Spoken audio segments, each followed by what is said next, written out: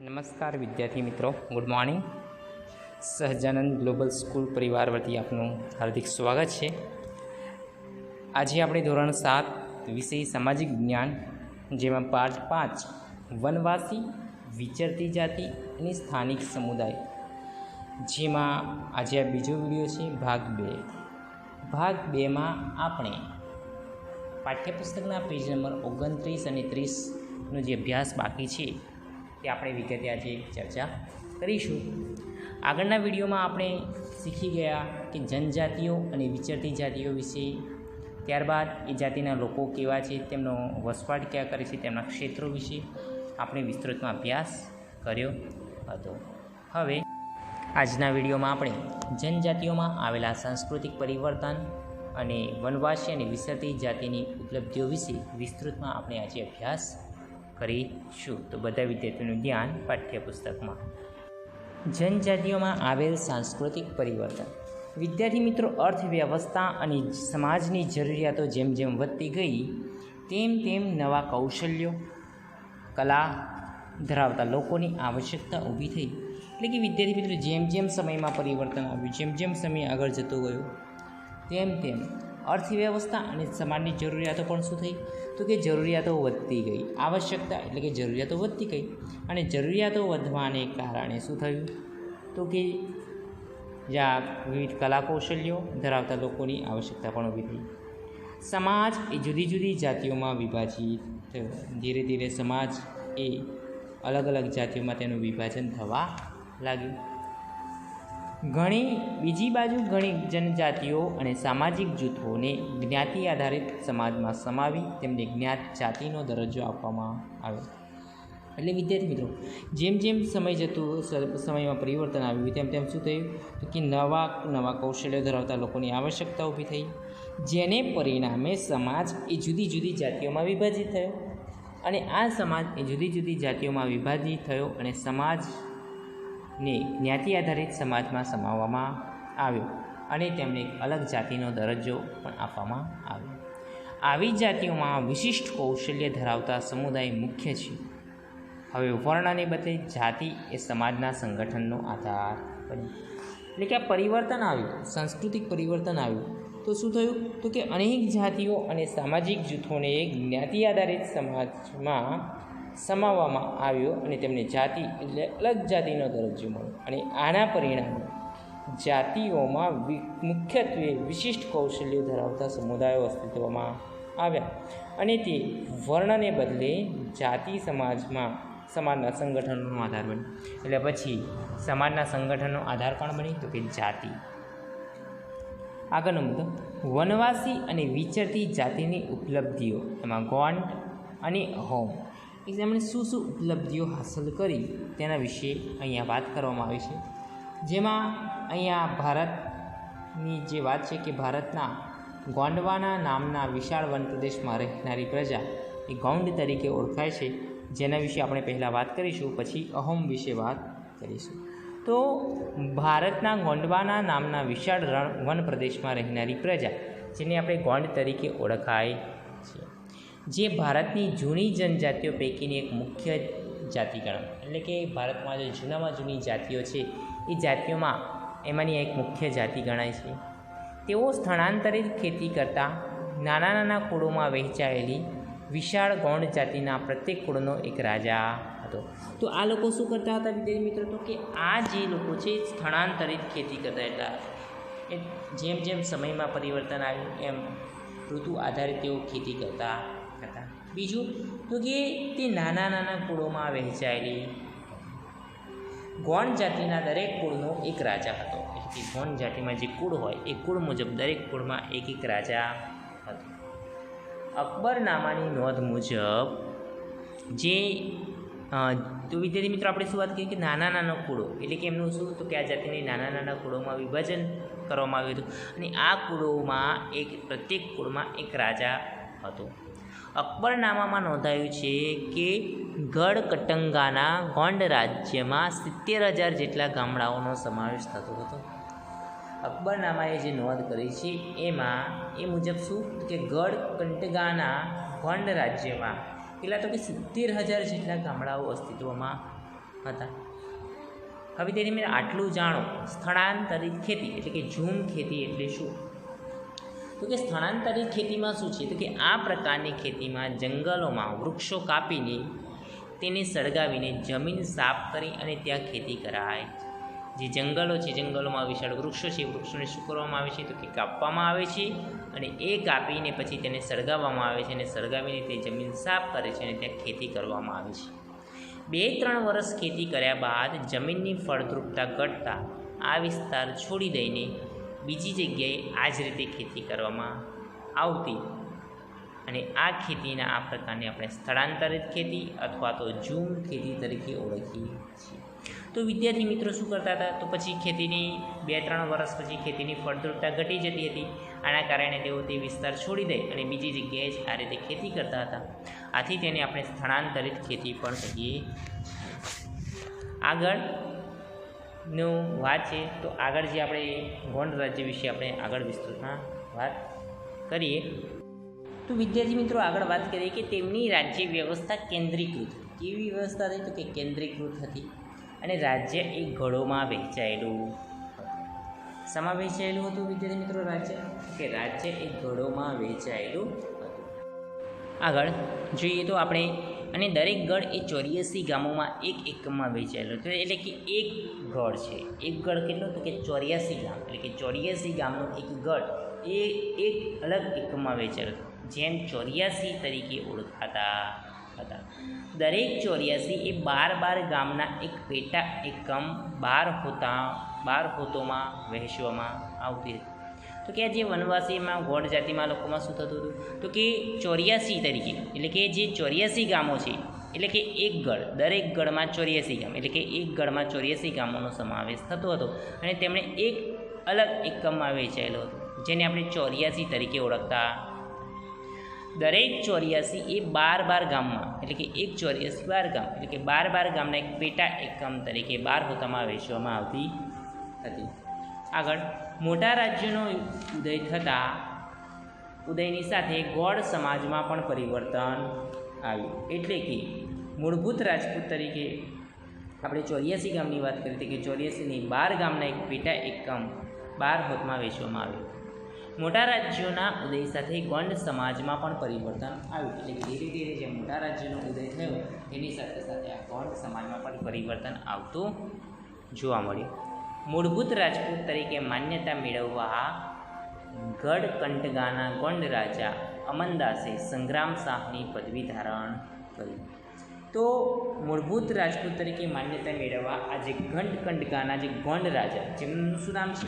અમનદાસ, તેમણે એક સંગ્રામ શાહ તરીકેની પદવી ધારણ કરી. તેનો જે પુત્ર છે એ પુત્રનું નામ છે દલપત અને દલપતના જે લગ્ન છે એ મહોબાના ચંદેલ રાજપૂત રાજાની પુત્રી રાજકુમારી દુર્ગાવતી સાથે તેનું લગ્ન થયું. તો રાણી જે દુર્ગાવતી છે એ દુર્ગાવતી ક્યાંના? તો કે મહોબાના જે ચંદેલ રાજપૂત હતા એ રાજાની રાજકુમારી હતી, એની સાથે આ દલપતના લગ્ન કરવામાં આવે છે.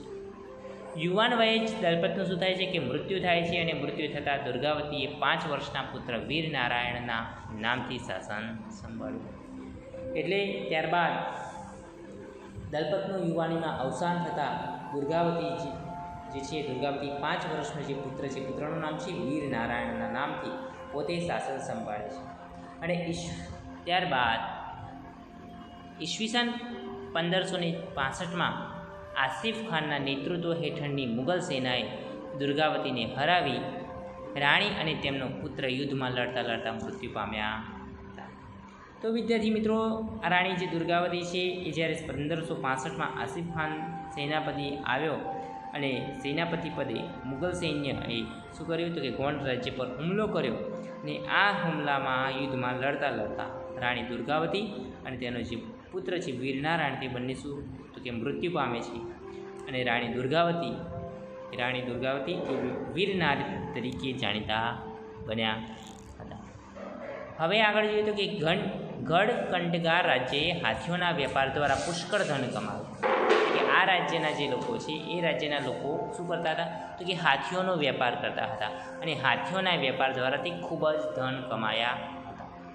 ગઢકંટગા પર વિજય મેળવીને મુગલોએ પુષ્કળ ધન અને હાથીઓ મેળવ્યા.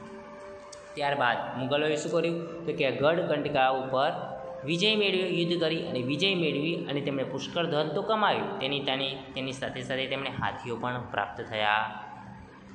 તેમણે રાજ્યનો મોટો ભાગ પોતાના નિયંત્રણમાં રાખ્યો, જ્યારે બાકીનો ભાગ વીરનારાયણના કાકા ચંદ્રશાહને આપ્યો હતો. એટલે કે મુગલોએ શું કર્યું કે રાજ્યનો મોટા ભાગનો જે પ્રદેશ છે પોતાના નિયંત્રણ હેઠળ રાખ્યો અને બાકીનો જે થોડા ઘણો ભાગ હતો એ વીરનારાયણ દાસ એટલે કે દુર્ગાવતીનો જે પુત્ર છે વીરનારાયણ દાસ અને એના જે કાકા છે એ ચંદ્રશાહને આપવામાં આવે છે. આમ ગઢકંટગાના પતન બાદ નિર્બળ બનેલ ગોંડ રાજ્ય એ શક્તિશાળી બુંદેલો અને મરાઠાઓના આક્રમણ સામે ટકી શક્યું નહીં. ત્યારબાદ આ ગઢકંટગાનું જે પતન થયું અને પતન બાદ જે નિર્બળ બનેલ જે ગોંડ રાજ્ય છે એ આજે શક્તિશાળી બુંદેલ લોકો છે અને મરાઠાઓના આક્રમણ સામે તે ટકી શક્યું નહીં અને ત્યારે તેમનો પરાજય થયો. એટલે કે એમનું શું થયું એ રાજ્યનું પતન થયું. એટલે કે બુંદેલો અને મરાઠાઓના હુમલા સામે આ ગોંડ રાજ્ય ટકી શક્યું નહીં. તો વિદ્યાર્થી મિત્રો, આ હતા વનવાસી અને વિચરતી જાતિઓના ઉપલબ્ધિઓમાં ગોંડ રાજ્ય વિશેની આ ચર્ચા. હવે આગળ છે અહોમ. તો કે અહોમ જે છે એ અહોમ વિશે આપણે હવે આગળ વિસ્તૃતમાં અભ્યાસ કરીશું. અહોમ લોકો 13મી સદીમાં હાલના મ્યાનમારથી આવી અસમની બ્રહ્મપુત્ર નદીના ખીણ વિસ્તારમાં વસ્યા હતા. તો કે 13મી સદીની વાત છે કે 13મી સદીમાં આ જે લોકો ક્યાંથી તો કે મ્યાનમારથી ભારતમાં આવી અને અસમમાં જે બ્રહ્મપુત્ર નદી છે એ બ્રહ્મપુત્ર નદીના ખીણ પ્રદેશમાં તેમણે વસવાટ કર્યો હતો. તેમણે ભૂયા કૌંસમાં લખે છે ભૂસ્વામી અથવા જમીનદારની જૂની રાજકીય વ્યવસ્થાને બદલી એક નવા રાજ્યની સ્થાપના કરી હતી. એટલે કે જૂના સમયમાં જે ભૂસ્વામી અને જમીનદારની પ્રથા જે અસ્તિત્વમાં હતી એ જૂની રાજકીય વ્યવસ્થાને બદલી અને તેમણે એક નવા રાજ્યની સ્થાપના કરી. ત્યારબાદ 16મી સદીમાં ચૂંટ્યો એટલે કે 16મી સદી એટલે કે ઈસવીસન 1523 અને કોચ હાજો ઈસવીસન 1581માં રાજ્યોને પોતાના રાજ્યમાં ભેળવી અને આસપાસની જનજાતિઓને જીતીને એક વિશાળ અહોમ રાજ્યની સ્થાપના કરી. તો એમણે આ જે બંને જે ચૂંટીઓ અને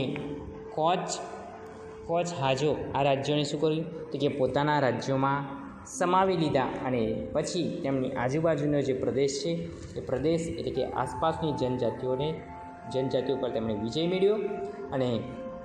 મેળવી અને તેમણે અહોમ પ્રજાએ આ વિશાળ અહોમ રાજ્યની સ્થાપના કરી હતી. ત્યારબાદ જોઈએ તો કે 17મી સદીની વાત છે કે 17મી સદીમાં તેઓ દારૂગોળો અને તોપોનું નિર્માણ પણ કરી શકતા હતા. એટલે કે 17મી સદીમાં તેઓ દારૂગોળો છે યુદ્ધ માટેનો અને વિવિધ પ્રકારની તોપો છે તેમનું પણ તેમણે નિર્માણ કરી શકતા હતા. જો કે દક્ષિણ પશ્ચિમથી અહોમ લોકો પર ઘણા આક્રમણો થયા. એટલે દક્ષિણ અને પશ્ચિમ દિશામાંથી આ લોકો ઉપર વિવિધ પ્રકારના આક્રમણ થયા અને આક્રમણોને કારણે ઈસવીસન 1662માં મીર ઝુમલાના નેતૃત્વ હેઠળની મુગલ સેના સામે બહાદુરીથી લડવા છતાં તેઓ હાર્યા. પરંતુ એ વિસ્તાર પર મોગલોનું પ્રત્યક્ષ પ્રભુત્વ લાંબા સમય સુધી ટકી શક્યું નહીં. એટલે કે 1662માં મીર ઝુમલાના નેતૃત્વ હેઠળ જે યુદ્ધ થયું આ યુદ્ધ સામે આ લોકોએ બહાદુરીથી લડ્યા તેમની સામે તેમને હાર પણ મળી. પરંતુ આ વિસ્તારમાં જે મુગલો છે એ પ્રત્યક્ષ રીતે લાંબા સમય સુધી પોતાનું શાસન ટકાવી શક્યા નહીં અને તેમના શાસન લાંબા સમય સુધી ટકી શક્યું નહીં. એટલે કે તેમનું શાસનનું અસ્તિત્વ રહ્યું નહીં. હવે વિદ્યાર્થી મિત્રો, આગળ આપણે અહોમ રાજ્ય વિશે વિસ્તારમાં અભ્યાસ આપણે પાઠ્યપુસ્તકના પેજ નંબર 30 ઉપર કરીશું. તો બધા વિદ્યાર્થીઓનું ધ્યાન પાઠ્યપુસ્તકના પેજ નંબર 30 ઉપર. તો વિદ્યાર્થી મિત્રો, અહોમ રાજ્ય છે. અહોમ રાજ્ય એ બળજબરીપૂર્વકના શ્રમ પર આધારિત હતું. જે લોકો પાસે રાજ્ય માટે બળજબરીથી કામ કરાવાતું તે કહેવાતા. એટલે કે વિદ્યાર્થી મિત્રો અહમ રાજ્યમાં શું તો કે બળજબરીપૂર્વક શ્રમ લેવામાં આવતો હતો. એટલે કે જે લોકો છે એ લોકો પાસે શું તો કે લોકો પાસે એ રાજ્ય માટે બળજબરીપૂર્વક કામ કરાવવામાં આવતું હતું. અને આને શું કહેવામાં આવતું કે પાઇક તરીકે ઓળખવામાં આવતા હતા. દરેક ગામમાંથી નિશ્ચિત કરવામાં આવેલ સંખ્યામાં પાઇક મોકલવામાં આવતા. એટલે કે પાઇકનો આપણે સામાન્ય ભાષામાં અર્થ કરીએ તો કે શ્રમિકો, મજૂરો એવું થાય. કેમ? કારણ કે આ રાજ્યમાં દરેક વ્યક્તિ સાથે બળજબરીપૂર્વક કામ લેવામાં આવતું હતું. અને આના માટે શું કર્યું હતું તો કે આના માટે દરેક ગામમાંથી નિશ્ચિત કરવામાં આવેલ સંખ્યા, એટલે કે સંખ્યા નક્કી કરવામાં આવી હતી, એટલી જ સંખ્યામાં પાઇકને તેમાં મોકલવામાં આવતા હતા કામ માટે. વસ્તી ગણતરીને આધારે વધુ વસ્તી ધરાવતા વિસ્તારોમાંથી ઓછી વસ્તીવાળા વિસ્તારોમાં લોકોને ખસેડવાથી અહોમ કુળ તૂટી ગયા. એટલે ફરી શું કર્યું તો કે જે વસ્તી ગણતરી કરી અને વસ્તી ગણતરીના આધારે જે વધુ વસ્તી ધરાવતા વિસ્તારો હતા એ વધુ વસ્તી ધરાવતા વિસ્તારોમાંથી એ લોકોને ઓછી વસ્તીવાળા વિસ્તારોમાં ખસેડવામાં આવ્યા. એટલે કે લોકોનું સ્થળાંતર કરવામાં આવ્યું. કઈ રીતે તો કે જે વધુ વસ્તી ધરાવતા જે વિસ્તાર હતા એ વધુ વસ્તી ધરાવતા વિસ્તારોને ના લોકોને ઓછી વસ્તી ધરાવતા વિસ્તારના લોકોમાં સ્થળાંતરિત કરવામાં આવ્યા. આના કારણે અહોમના જે કુળ હતા એ કુળ તૂટવા લાગ્યા, એટલે કે તૂટી ગયા. 17મી સદીના પ્રથમ દશકમાં વહીવટી વ્યવસ્થા કેન્દ્રીકૃત બની હતી. એટલે કે જે વહીવટી વ્યવસ્થા છે એ વહીવટી વ્યવસ્થા ક્યારે તો કે 17મી સદીમાં કેન્દ્રીકૃત થઈ હતી.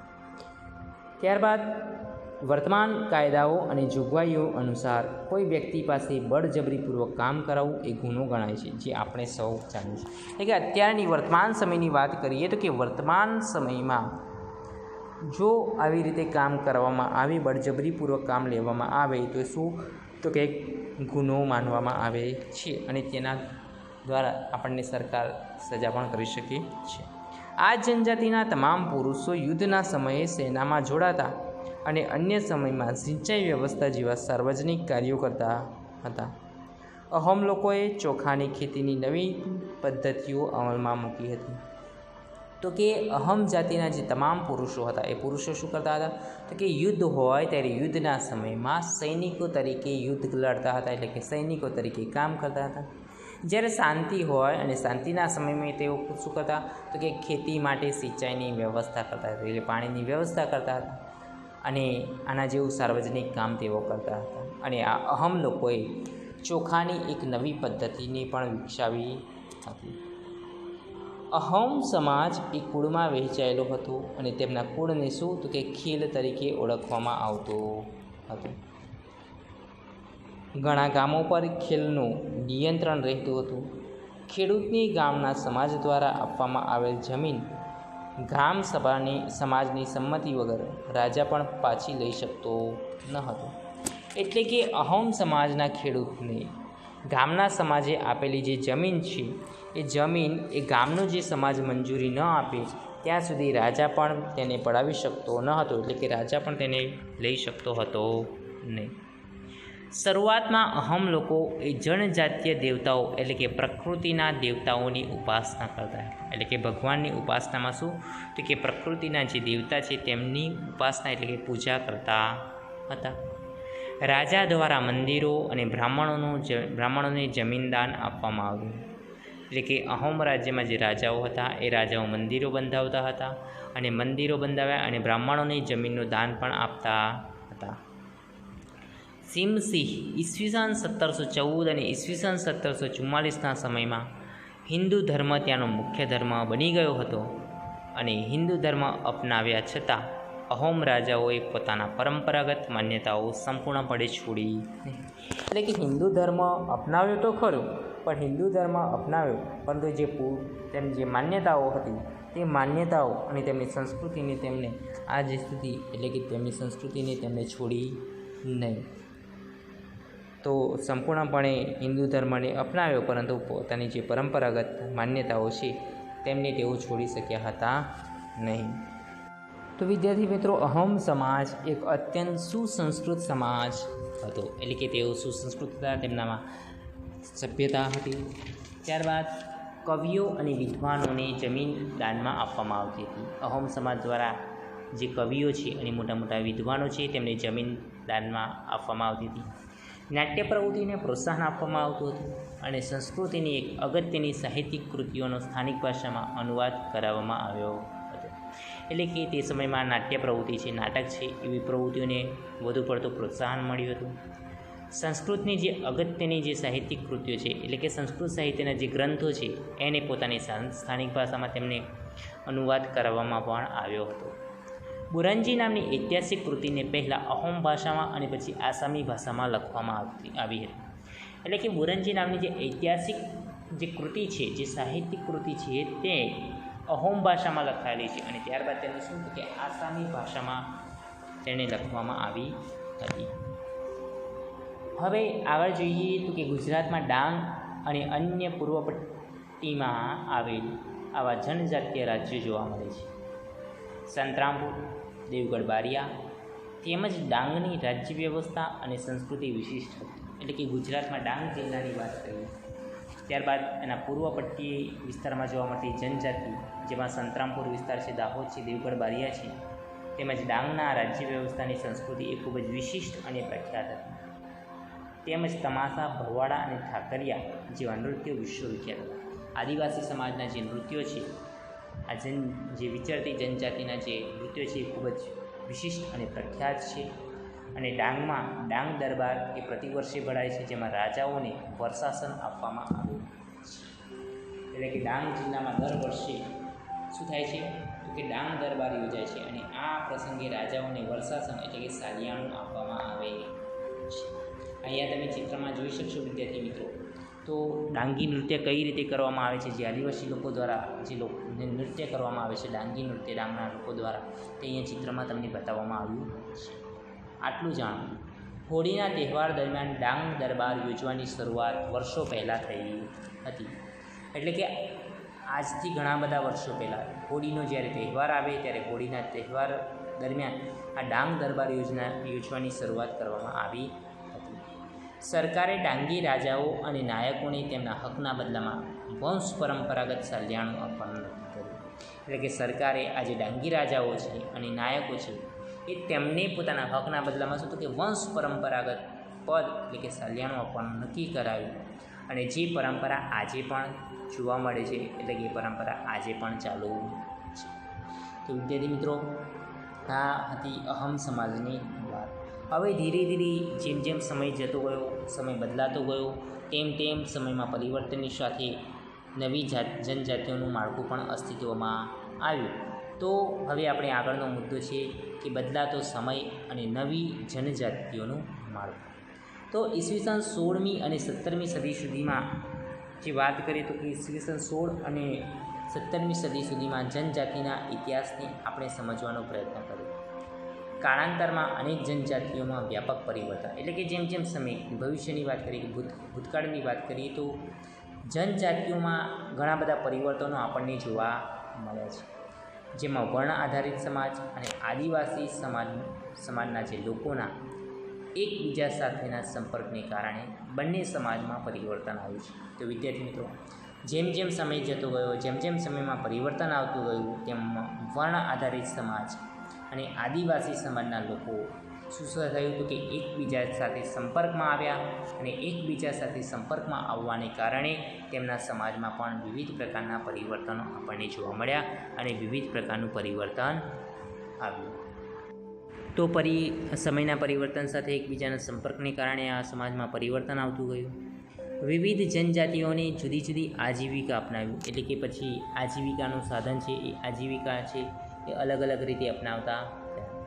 જેમ જેમ સમય જતો ગયો, તો સમય જતાં તેમાંની ઘણી જનજાતિઓ એ જાતિ આધારિત સમાજનો ભાગ બની, એટલે કે વિવિધ પ્રકારની જાતિઓમાંથી વિભાજન થવા લાગ્યું. જો કે ઘણી જનજાતિઓએ હિન્દુ ધર્મ અને જાતિ વ્યવસ્થાની મોટી ભાગથી દૂર રહી. એટલે કે ઘણી બધી એવી જનજાતિઓ છે જેમણે હિન્દુ ધર્મ અને જાતિ વ્યવસ્થાથી મોટે ભાગે તેઓ દૂર રહેવાનો પ્રયત્ન કરતા રહ્યા. કેટલીક જનજાતિઓ એ સુસંગઠિત વહીવટી વ્યવસ્થા ધરાવતા મોટા શક્તિશાળી રાજ્યોની સ્થાપના કરી કે જેથી તેઓને તેમનાથી મોટા અને વધુ જટિલ સામ્રાજ્યો સાથે સંઘર્ષ કર્યો. એટલે કે વિદ્યાર્થી મિત્રો, જેમ જેમ સમયમાં પરિવર્તન આવતું ગયું તેમ એકબીજાનો સંપર્ક વધ્યો અને સંપર્કના કારણે આ સમાજમાં પરિવર્તન આવ્યું. પરિવર્તનની સાથે સાથે એક સુસંગઠિત વહીવટી વ્યવસ્થા ધરાવતા મોટા શક્તિશાળી રાજ્યોની સ્થાપના થઈ અને આના કારણે તેઓને તેમનાથી મોટા અને વધુ જટિલ સામ્રાજ્યનો સાથે સંઘર્ષ થયો.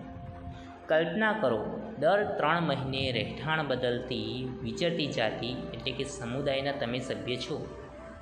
આની તમારા જીવન પર શી અસર થશે? તો વિદ્યાર્થી મિત્રો, આની આપણે કલ્પના કરવાની છે. તો વિદ્યાર્થી મિત્રો, આપણે પોતાના વ્યવસાયના કારણે વિચરતી જાતિના લોકો સતત ફરતા રહે છે અને તેઓ કોઈક જગ્યાએ કેટલાક દિવસો સુધી રોકાઈને ત્યાંથી ફરી બીજી જગ્યાએ જાય છે.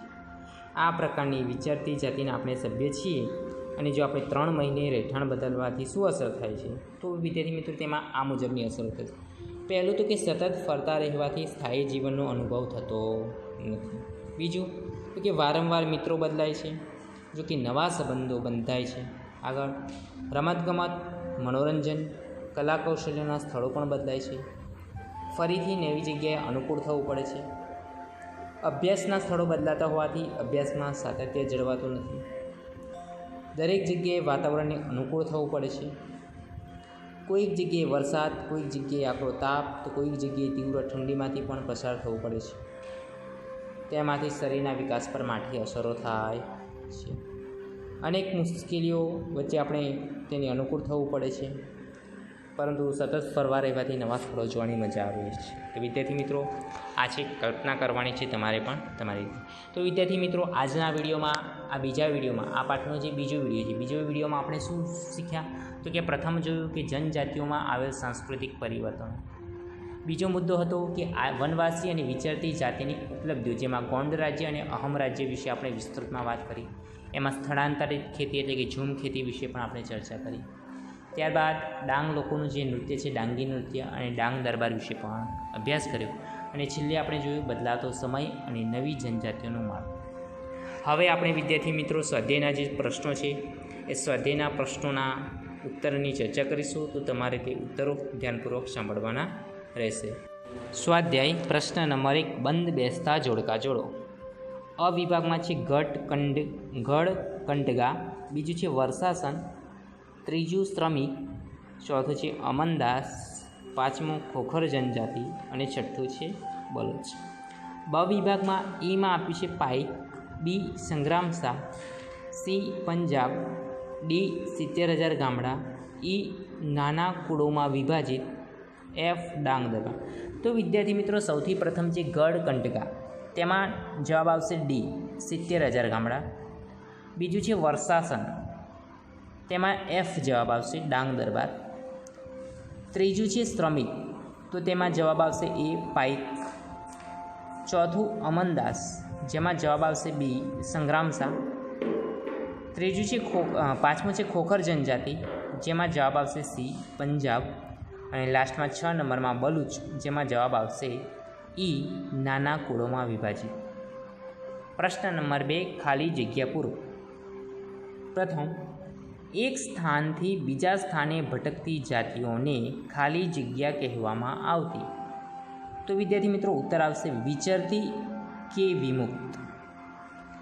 બીજી ખાલી જગ્યા છે અહોમ લોકો દ્વારા રચવામાં આવેલી ઐતિહાસિક કૃતિઓ ખાલી જગ્યા હતી. તો વિદ્યાર્થી મિત્રો, તેનો જવાબ છે બુરંજી. ત્રીજું, વણઝારાઓનો સમૂહ ખાલી જગ્યા તરીકે ઓળખાતો. ઉત્તરમાં આવશે ટાંડા. પ્રશ્ન નંબર 3, નીચેના વિધાનો ખરા છે કે ખોટા તે જણાવો. પ્રથમ, અકબરના મનસબદાર માનસિંહે ચેર જાતિ પર હુમલો કરી વિજય મેળવ્યો હતો. તો વિદ્યાર્થી મિત્રો, આ વિધાન કેવું છે? ખોટું છે. બીજું છે ગુજરાતમાં નટ, બજાણિયા, કાંગસિયા જેવી વિચરતી અને વિમુક્ત જાતિઓ વસે છે. તો વિદ્યાર્થી મિત્રો, આ વિધાન સાચું છે. ત્રીજું છે ગોંડ લોકો તોપનું નિર્માણ કરી શકતા હતા. તો વિદ્યાર્થી મિત્રો, ત્રીજું વિધાન ખોટું છે. ચોથું છે દક્ષિણ ભારતમાં વેતર, કોરાગા અને મારવાડ જાતિના લોકો વસતા હતા. તો ચોથું વિધાન ખરું છે.